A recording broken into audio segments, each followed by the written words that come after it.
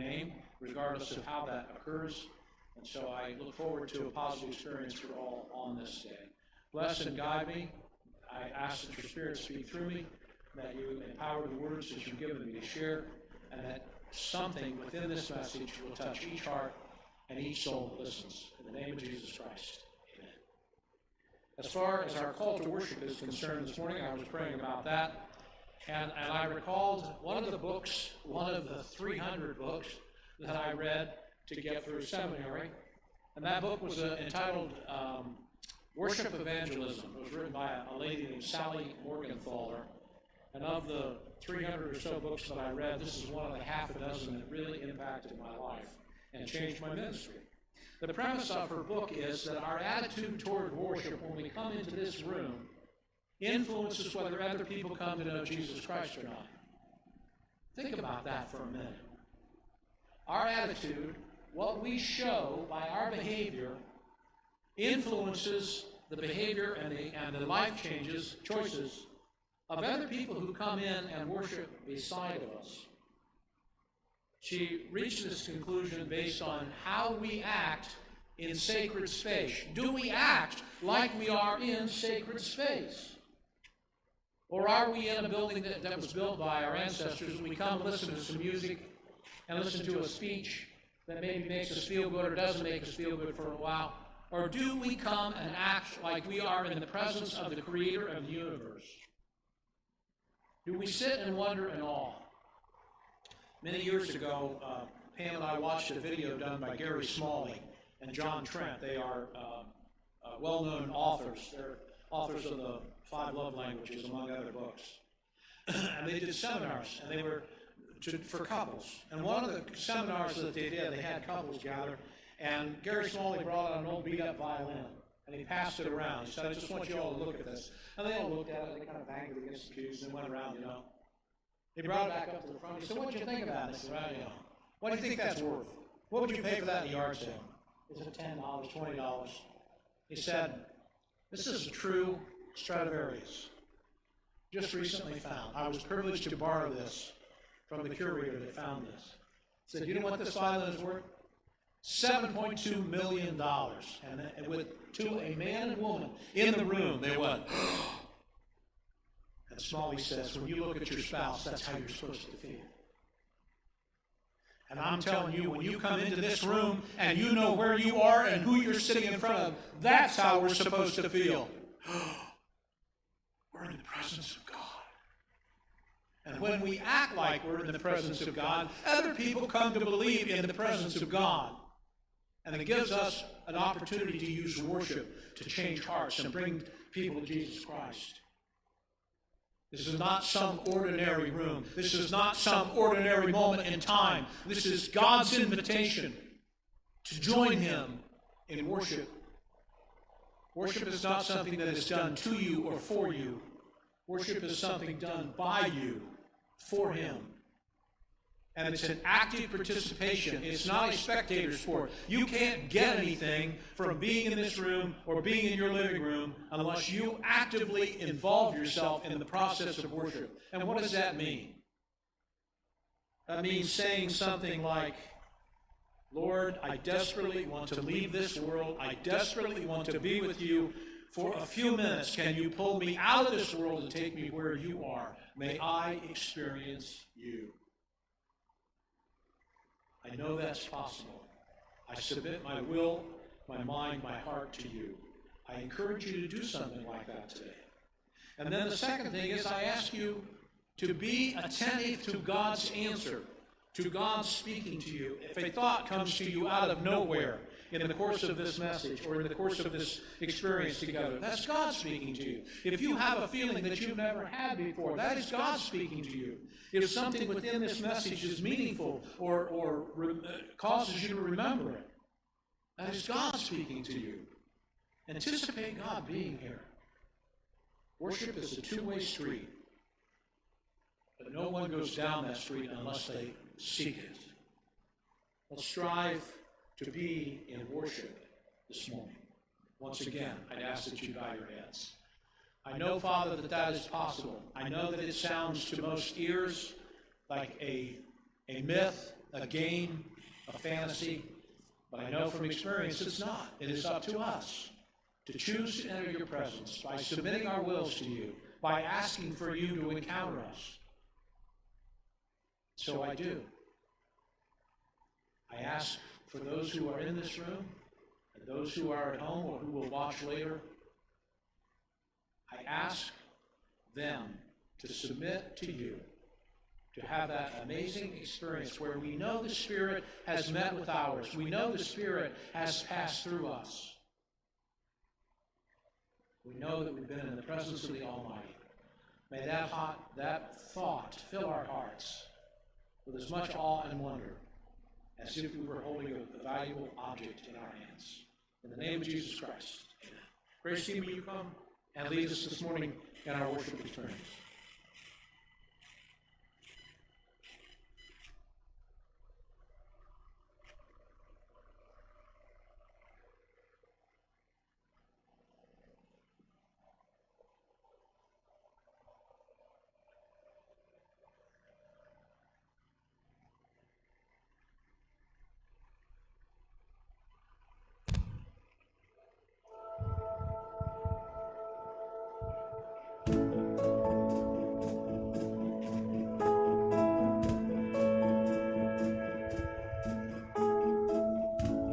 Blessed be your name in the land that is plentiful, where your streams of abundance flow.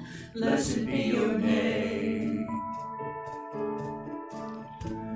Blessed be your name when I'm found in the desert place, though I walk through the wilderness. Blessed be your name. Every blessing you pour out, I'll turn back to praise. When the darkness closes in, Lord, still I will say, blessed be the name of the Lord. Blessed be your name. Blessed be the name of the Lord. Blessed be your glorious name.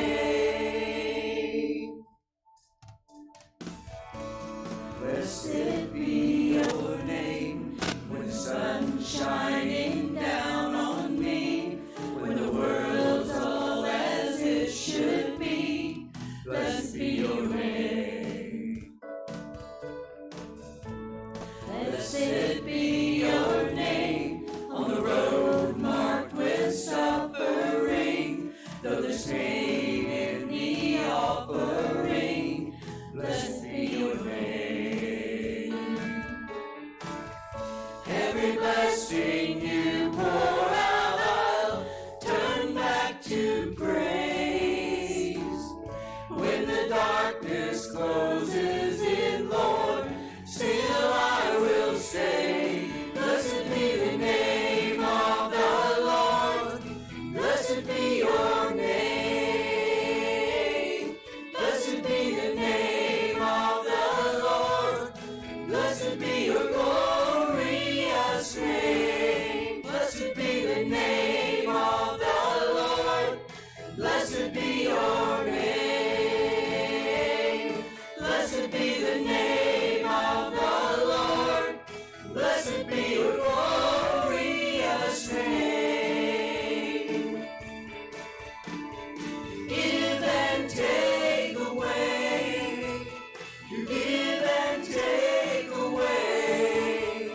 My heart will choose to say, Lord, blessed be your name. You give and take away. You give and take away. My heart will choose to say, Lord, blessed be your name. Blessed be the name of the Lord. Blessed be your name.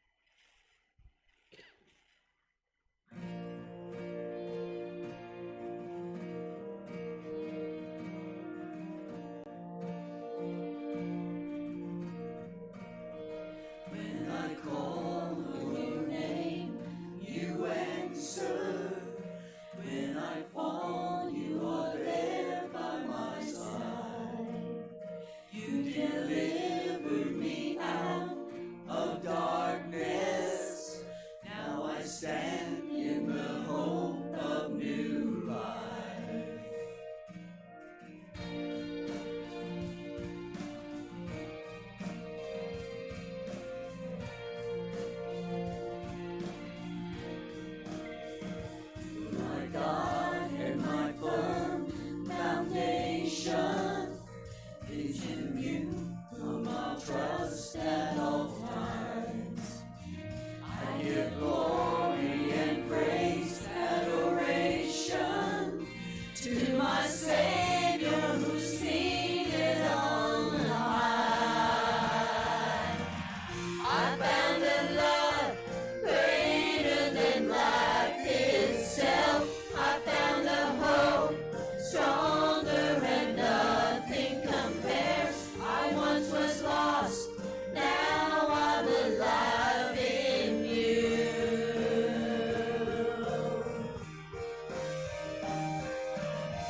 I found a love greater than life itself. I found a hope stronger and nothing compares. I once was lost, now I'm alive in you. Alive in you.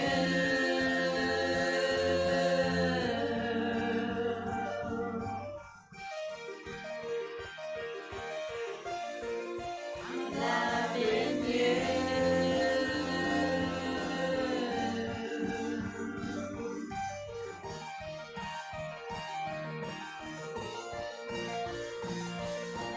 Love came down and rescued me. I thank you. Yes, I thank you. I once was blind, but now I see. I see you. Yes, I see you. Love came down and rescued me. I thank you. Yes, I thank you. I once was blind, but now I see. I see you. Yes, I see you.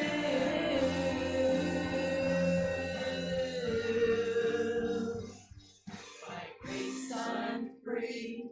You rescue me. All I am is yours. By grace I'm free. You rescue me. All I am is yours. I found a love greater than life itself. I found a hope stronger and nothing compares. I once was lost, now I'm alive in you.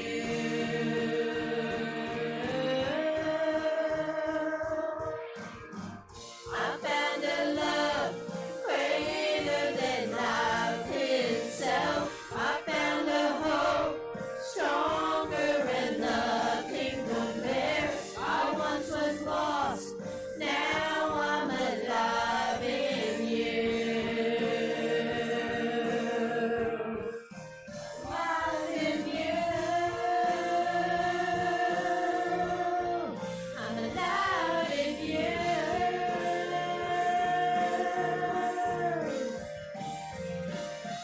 I once was lost, alive in you. I'm alive in you.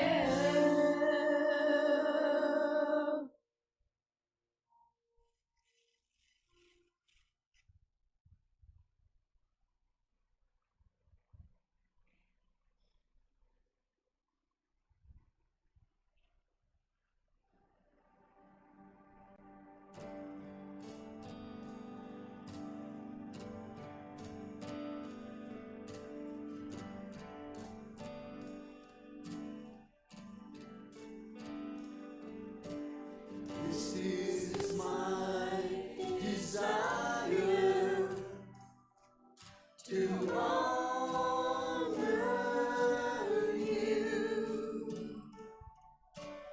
Lord, with all my heart. I worship you.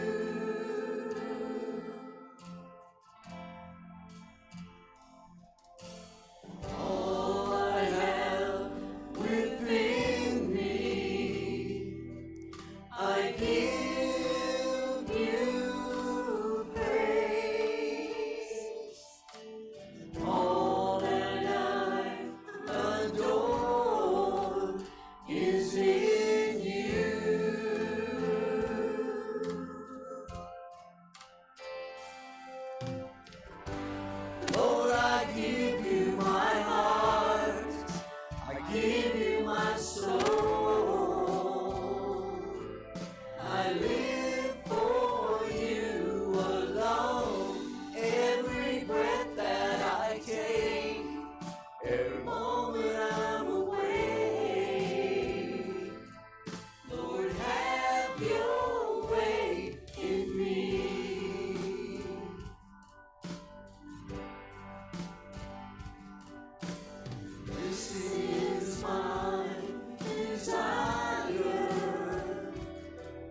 to honor you.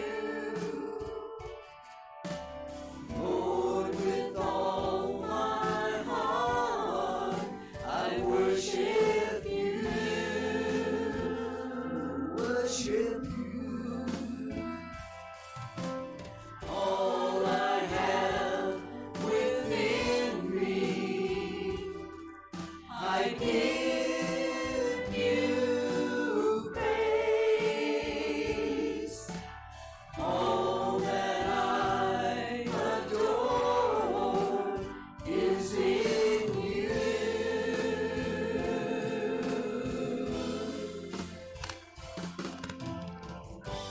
Lord, I give you my heart, I give you my soul. I live for you alone. Every breath that I take, every moment I'm away. Lord, have your way in me.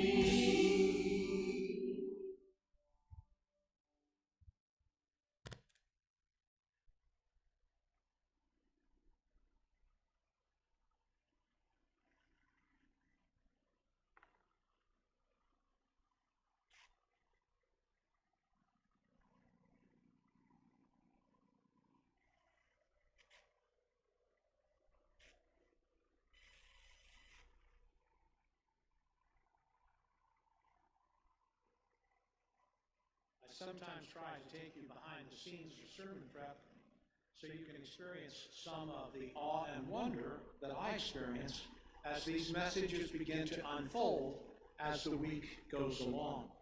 This one literally came out of nowhere.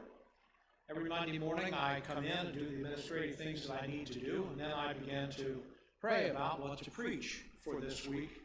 And so what I'm about to share with you was written on Monday and Tuesday before Wednesday's events.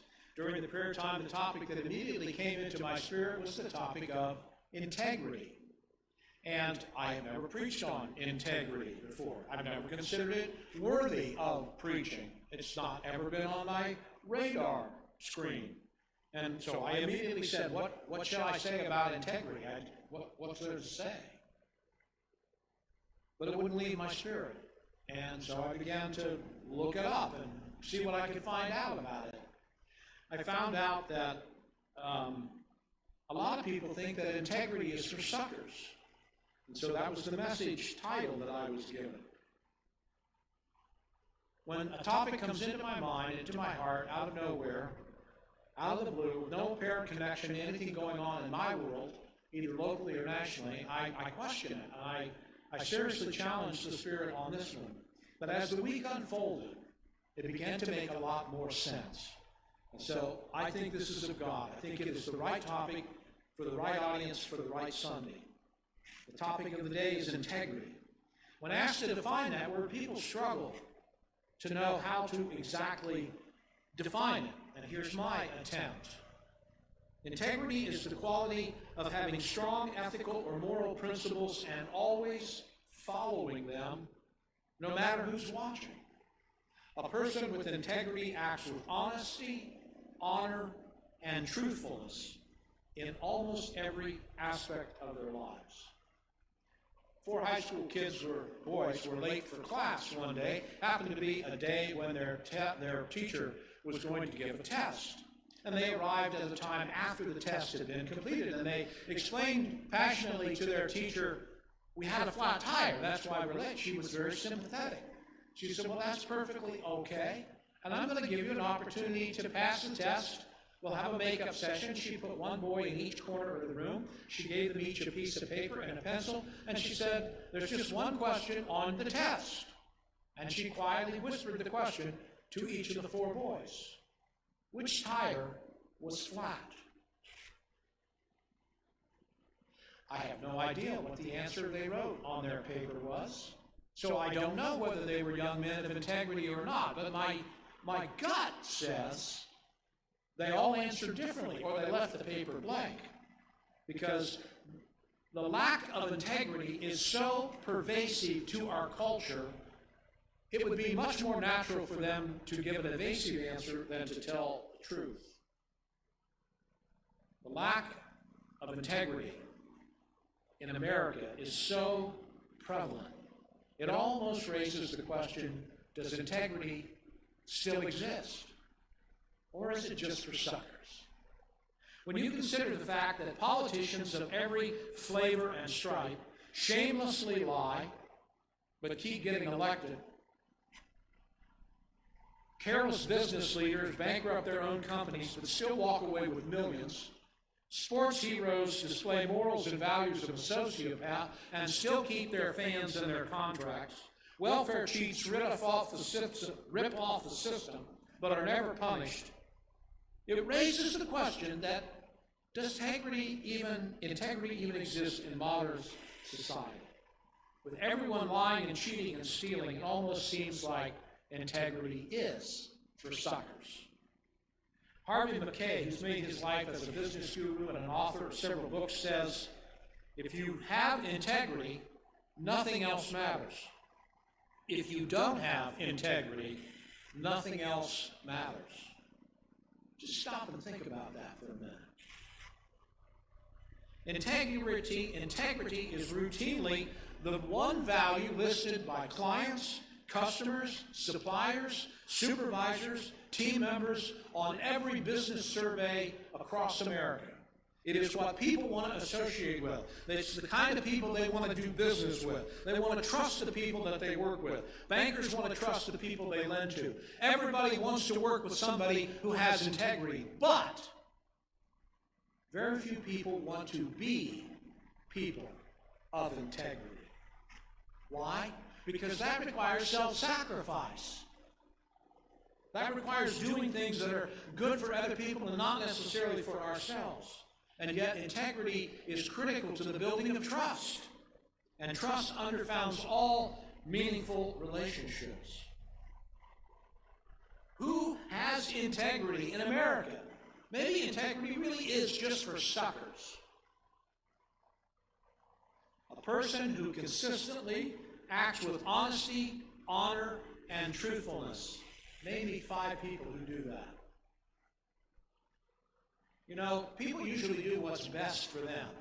So the question comes down to, is living life in integrity something that pays off? Is it in my benefit to live a life of integrity? So I ask you this morning, based on your personal experience, what kind of person gets ahead in life?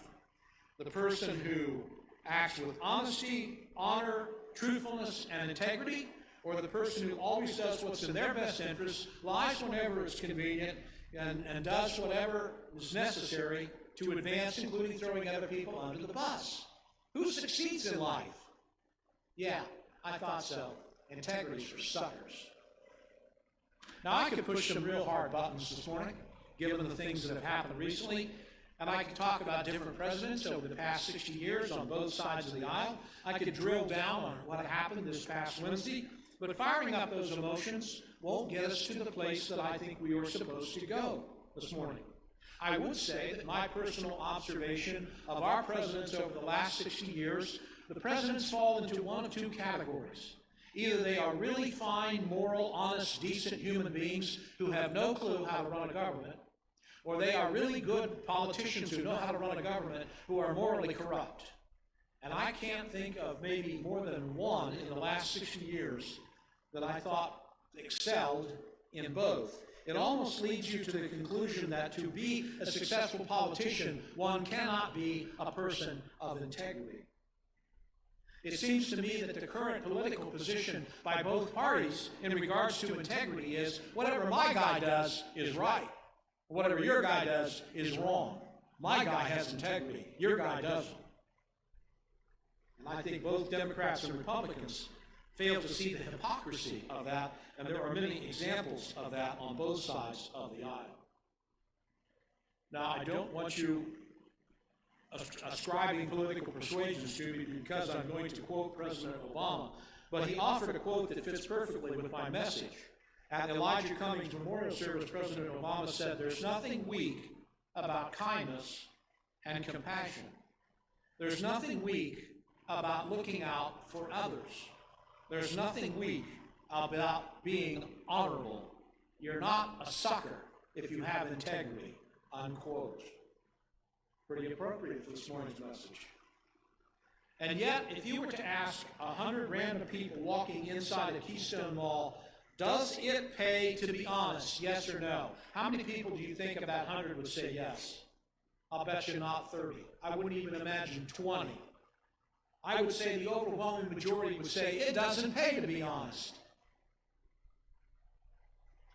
Ever since 1964, a prestigious polling organization has asked presidential voters if they believe the big government is run by a few large outside interests looking out for themselves. In 1964, 29% of the people surveyed said yes.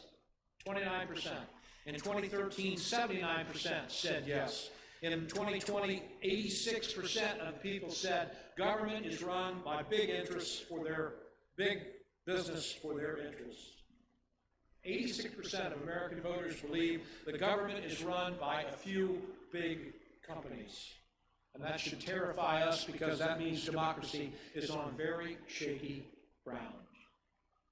And you know, when the game appears to favor the people at the top, the people on the bottom think, well, I might as well get my piece of the pie.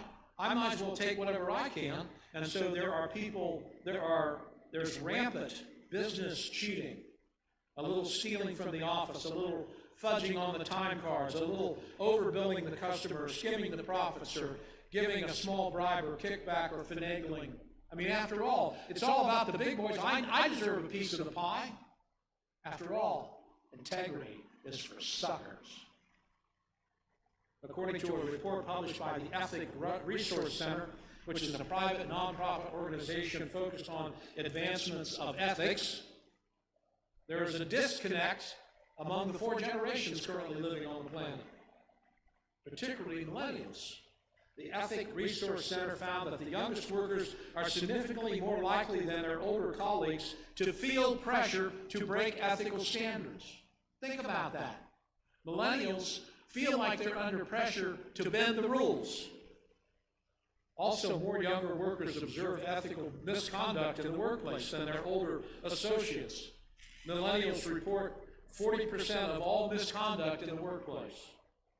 And what do they see that they report? People doing personal business on company time, lying to employees, abusive behavior, company resource abuse, discrimination. Approximately 2/3 of millennials reported stealing or theft on the job, watching and seeing it happen. Watching people falsify expense report, watching goods and services fail to meet specifications, falsifying timesheets or hours worked, improper bribes or payments to officials. Integrity in America? That's for suckers. Probably the most interesting result of the generational analysis is the high percentage of millennials who consider it's okay to do the following at work. Use social network to spy on your competitors. 37% say that's okay. To friend a client or a customer to find out what they really like and who they really are. 36% say that's okay. Upload personal photos on a company network. 26% say that's okay. Keep copies of confidential documents and take them home. That's okay. Work less to compensate for cuts and benefits. That's okay. Buy personal items using a company credit card. That's okay. Blog or tweet negatively about the own company you work for. That's okay. Social media brings a whole new set of behavior standards that we ignore. One of the truths of life is this: people do what they believe is in their best interest to do. So the question that we struggled with this morning, is it in our best interest to live lives with integrity? Or is integrity really for suckers? Because we are people of faith, because we are here trying to raise our morals and our ethics, we need to look at Scripture as we try to unpack the question of the day. So what does the Bible have to say about the subject of integrity? The Old Testament mentions integrity 24 times. It's the Hebrew word tam or tam, and it means to be complete or upright, blameless, wholesome. The New Testament mentions integrity one time. It's the Greek word that I can't pronounce, adiopathoria. It means incorruptible.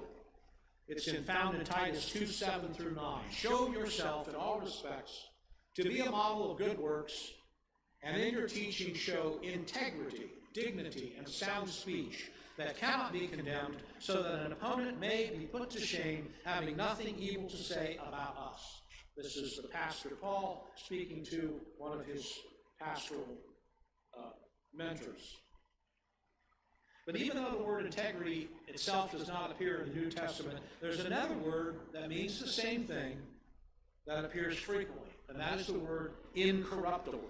When the first century writers used that word incorruptible, they meant incapable of being corrupted. I find the definition for corrupt to be fascinating in today's world. To be corrupt is to decide to take a course of action that you are doing for personal gain of one kind or another at the expense of another. Corruption, by definition of the Bible, first century definition, to be corrupt is to decide to take a course of action that you are doing for personal gain of one kind or another at the expense of others. The Bible offers many examples of this. I have chosen a very familiar one to share with you this morning. I will try to buzz through the story as quickly as I can. It is the story of Joseph. Now Joseph had been brought down to Egypt, and Potiphar, an officer of Pharaoh, the captain of the guard, an Egyptian, had bought him from the Ishmaelites who had brought him down there. The Lord was with Joseph, and he became a successful man, and he was in the house of his Egyptian master. His master saw that the Lord was with him, and that the Lord caused all that he did to succeed in his hands. And so Joseph found favor in his sight and attended him, and he made Joseph overseer of his house and put him in charge of all that he had. From the time that he made Joseph overseer in his house and over all that he had, the Lord blessed the Egyptian's house for Joseph's sake. The blessing of the Lord was on all that he had in house and in field. So he left all that he had in Joseph's charge, and because of him, he had no concern about anything but the food he ate. You see, Joseph was a man of integrity. Joseph was handsome in form and appearance, and after a time his master's wife cast her eyes on Joseph and said, "Lie with me." But Joseph refused, and he said to his master's wife, "Behold, because of me, my master has no concern about anything in the house, and he has put everything that he has in my charge. He is not greater in this house than I am, nor has he kept anything from me except you, because you're his wife. How then can I do this great wickedness and sin against God?" And as she spoke to Joseph day after day, he would not listen to her, and he would not lie beside of her or be with her. But one day, when he went into the house to do his work, and none of the men of the house were there, she caught him by his garment, saying, "Lie with me." But he left his garment in her hand and fled and got out of the house. And as soon as she saw that he left his garment in her hand and fled the house, she called out to the men of the house and said to them, "See, he has brought among us a Hebrew to laugh at us. He came in to lie with me, and I cried out with a loud voice. And as soon as he heard that I lifted my voice and cried out, he left his garment beside me and fled and got out of the house." And then she laid up his garment by her until his master came home. And she told the same story, saying, "The Hebrew servant whom you brought among us came in to laugh at me. But as soon as I lifted up my voice and cried, he left his garment beside me and fled out of the house." As soon as the master heard the words that his wife spoke to him, "This is the way your servant treated me," his anger was kindled. And Joseph's master took him and put him into the prison, the place where the king's prisoners were confined. And there he was left in prison. Now, if you've been going to church for many years, you are very familiar with the story, but I would hazard a guess that there are a lot of people who will view this message online who have no idea what the story of Joseph is about. And so I beg your indulgence for a short period of time while I give you a little backstory to Joseph and what is going on in this passage. Joseph was born to a father named Jacob quite late in life. At that point, Jacob had 4 women in his life, 2 wives and 2 concubines, and they gave him a bunch of children. Joseph was the last in all of those kids, and he was well behind, much younger than all of the others. He was quite handsome, quite precocious, well-read, well-educated, full of himself. And so he became an object of derision by his older brothers. They hated him, as a matter of fact. He was very critical of all of them, very much a do-goody, a goody two-shoes for his dad. And so his brothers decided to make the problem go away. And they packed him up, sold him as a slave, and shipped him off to Egypt. And they told the dad that he died. They thought that was the end of the matter. Joseph ended up in slavery. God was with him. He matured. I think he had a born-again experience somewhere along the way. And he became a man of God and a man of integrity. And God blessed him. God was going to use Joseph to do something very special. But one day, Potiphar's wife, Potiphar's who owned Joseph, the woman wanted this man as a toy, as a boy toy. But Joseph, having integrity, said no. Potiphar's wife did not have integrity, and she threw him under the bus. He went into prison, and eventually that was God's plan, and although God wanted it to happen, happened as a result of Joseph going to prison. In one sense, you could say Joseph's story proves that integrity is just for suckers. Because clearly people do what they believe is in their best interest to do, and Potiphar's wife thought it was in her best interest to throw him under the bus. What is our attitude towards the subject of integrity? Are we men and women of integrity? Is there a price for us to sell our integrity? In the middle of an interview for a very prestigious Ivy League school back east, the interviewer was talking to the prospective student. The student was very cocky. He had good upbringing. He had lineage, famous people, famous parents. The interviewer said to the young man, "Let me ask you a question. If no one could find out, no one would get hurt, no one would be the wiser, and you told a lie that resulted in you getting $1 million, would you tell the lie?" The young man thought about it, and he said, "Well, if nobody got hurt, and nobody was the wiser, yeah, I would." And the interviewer said, "Would you do the same thing for a dime?" "Well, what do you think I am?" And the interviewer said, "I already know. I'm just trying to determine the price." You see, people of integrity won't sell their integrity for a dime or $1 million because they are people of integrity. But how many people in our culture today, in our politics, in our business world, all across the board, sell their integrity for the right price? Corporate leadership gurus named James Kusis and Barry Posner, they have a textbook entitled The Leadership Challenge. They have a chapter in there, actually multiple chapters, on integrity. And I found this paragraph that I thought is very interesting. Quote, "You cannot lead others until you have first led yourself through the struggle of personal opposing values. Personal integrity is essential to be believable and to be a leader. A leader with integrity has oneself at home, with his family, at work, his place of recreation, and his church. He or she has one unifying set of values that guide choices of action, regardless of the situation. That does not mean that leaders are one-dimensional or who are narrowly focused on their work. We're not trying to suggest that the ideal leader is a saint. We are suggesting, however, leaders who cannot adhere to a firm set of values across all avenues of their life cannot convince others of the worthiness of their values, and thus they cannot lead." Unquote. Actually, this finishes the quote. Leaders without integrity are only putting on an act. They cannot be true leaders. The believability and credibility for leadership are essential. They have to be consistent with our behavior and our beliefs. Unquote. In other words, these business gurus are saying without integrity, leadership fails.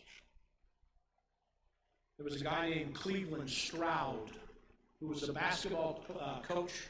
He toiled in a small town, in a small high school. His teams were constantly fodder for the big boys of the league. He coached for 18 years. And he got that team that every coach dreams about. He got a group of guys who blended together, who had the right talents that complemented each other, and they had a game upon game upon game that got them to the state championship. And on that night, they played the game of their dreams, and they beat the city champs and became state champs in Division III basketball. They were so proud. The parents were so proud. They carried the coach off the court on their arms, on their shoulders. 2 months after the championship, Coach Stroud was doing a routine grade check to make sure all of his kids were eligible to graduate, and he came upon the fact that one of his players was academically ineligible for the state championship. That kid played 45 seconds. 45 seconds. And the coach said, "Oh my gosh, what do I do?" And he went through a stage of several days when he was deeply depressed as he struggled what decision to make. And yet, this was a coach of integrity.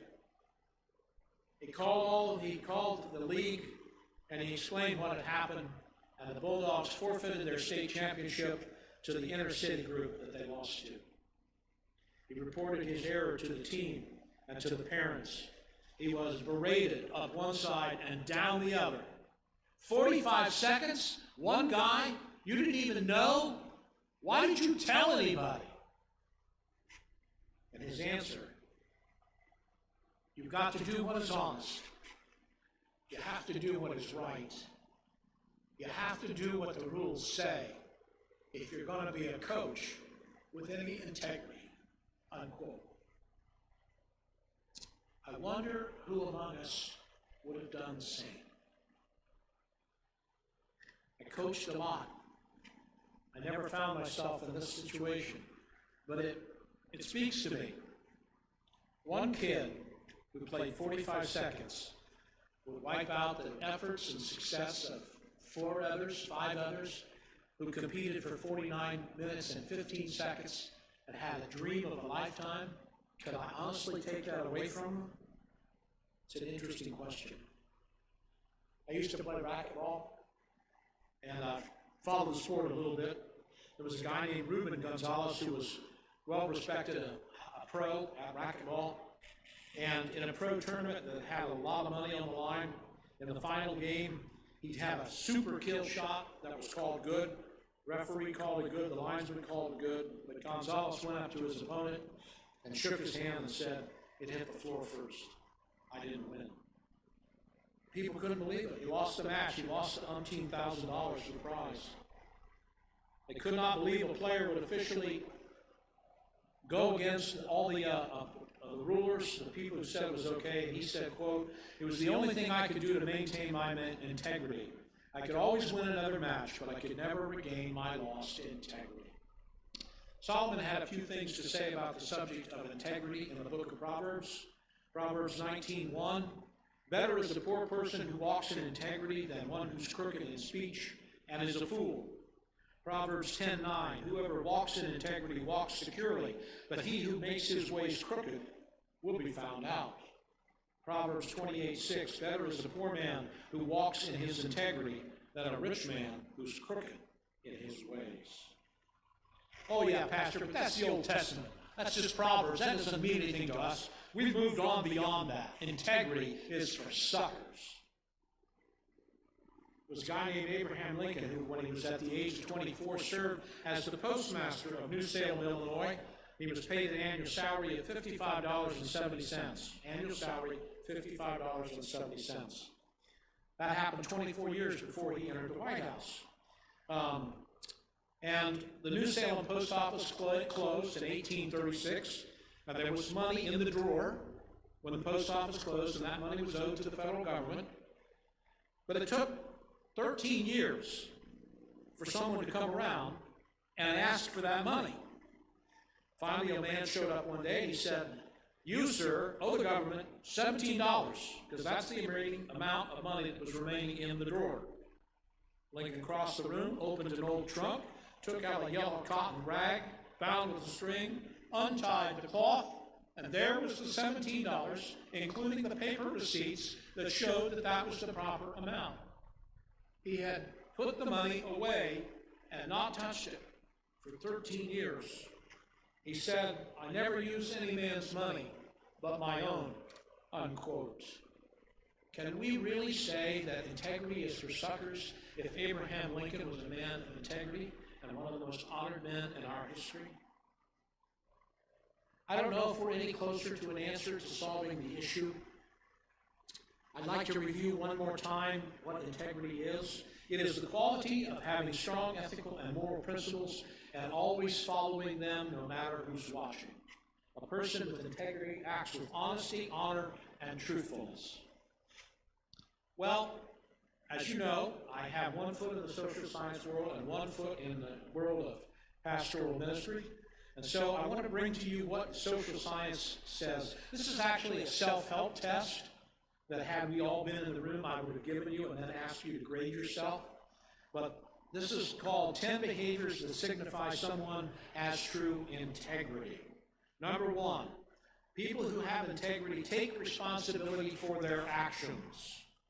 That is, when someone takes responsibility, you know that they're honest. You know that they are the person that they say they are. It's not easy to take responsibility for things that happen, but it's the right thing to do. Number 2, people who have true integrity put others' needs above their own. In a world focused on me, selfishness, individualism, it's rare to find someone who puts the community's good above their own. But that's what people of integrity do. They do the right thing in regards to others. Number 3, people of integrity offer to help others in need. These are social sciences definitions or explanations or markers of people who have integrity. People with integrity try to make other people's lives better. They help others. They do so happily.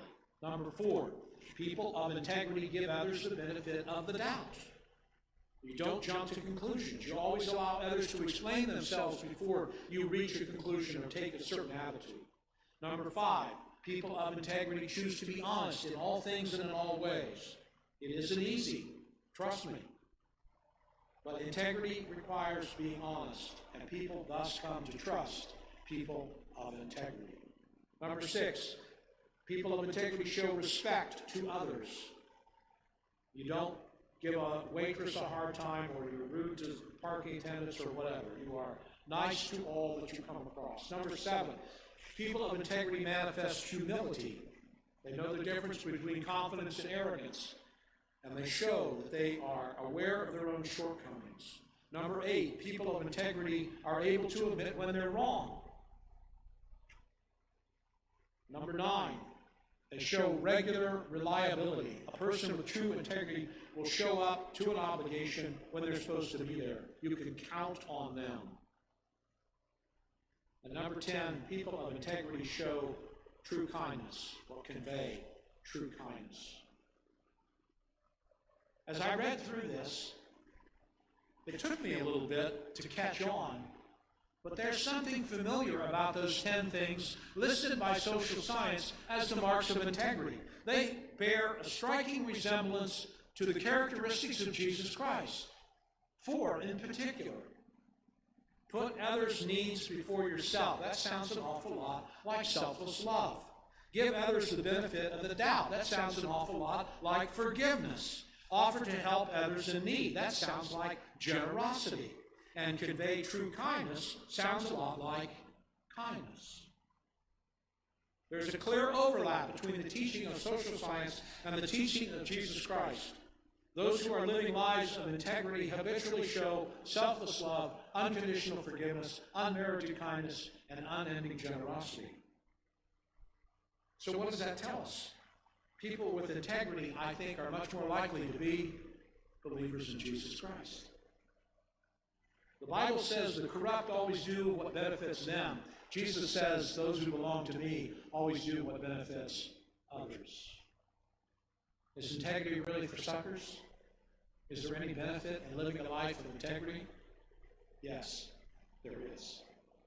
Because people who have had the transplanted heart of Jesus Christ put into their souls live lives of integrity. And thus, integrity reveals our character reveals our spiritual condition reveals whether Jesus occupies our heart or Satan does. If you are a person of integrity, your heart belongs to God. If you aren't, you don't.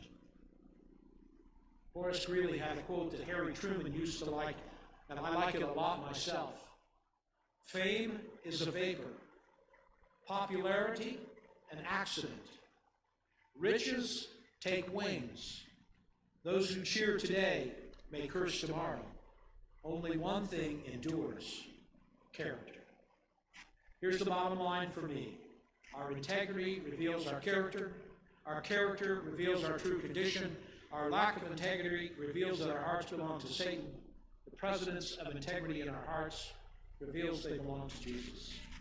The world may very well believe that integrity is for suckers, but Jesus taught, nope, it's the mark of those who belong to me. Integrity comes naturally to those who believe in Jesus Christ, who only exhibit those 4 traits.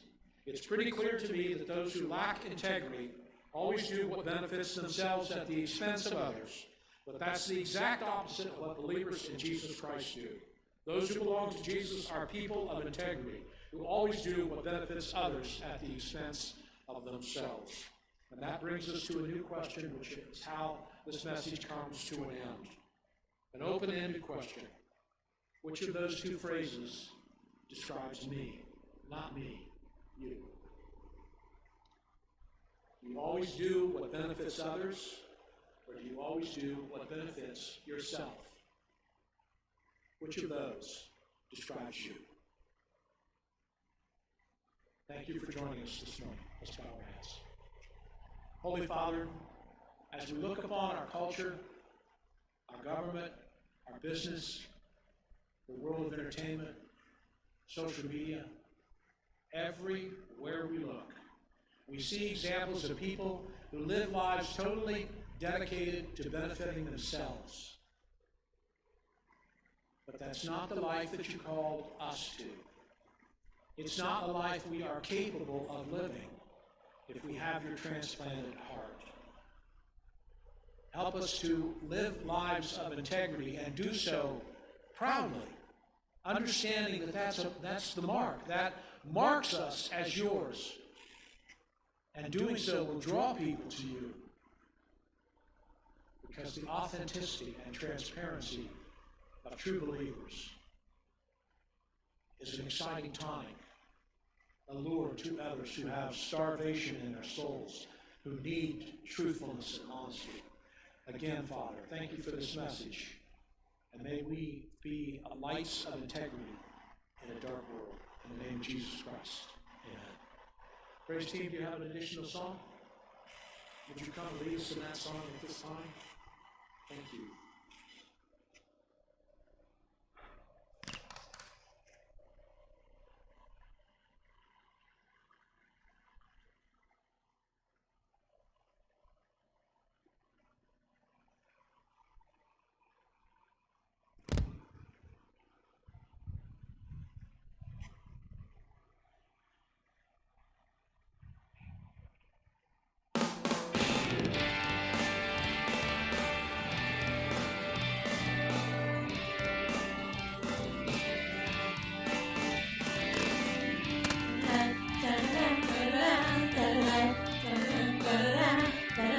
Oh yeah. Love the Lord your God with all your heart, with all your soul, with all your mind, with all your strength. Love the Lord your God with all your heart, with all your soul, with all your mind, with all your strength. With all your heart, with all your soul, with all your mind, with all your strength. Love the Lord your God with all your heart, with all your soul, with all your mind, with all your strength.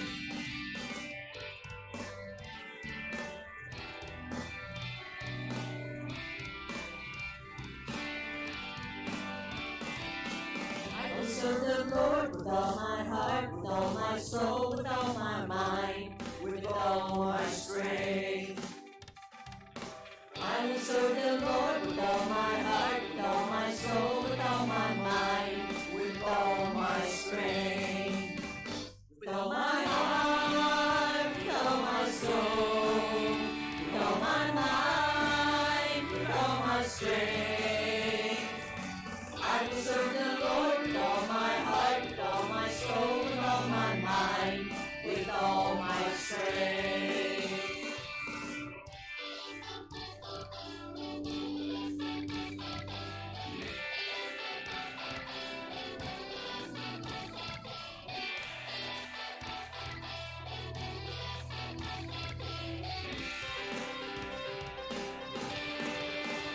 With all my heart, with all my soul, with all my mind, with all my strength. With all my heart, with all my soul, with all my mind, with all my strength. I will love the Lord with all my heart, with all my soul, with all my mind, with all my strength. I will love you, Lord, with all my heart, with all my soul, with all my mind, with all my strength.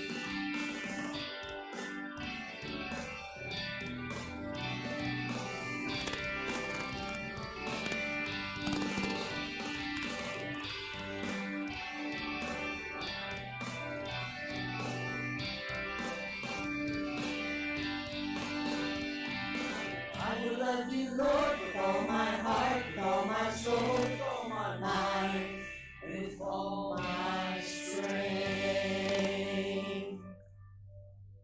So is integrity really for suckers?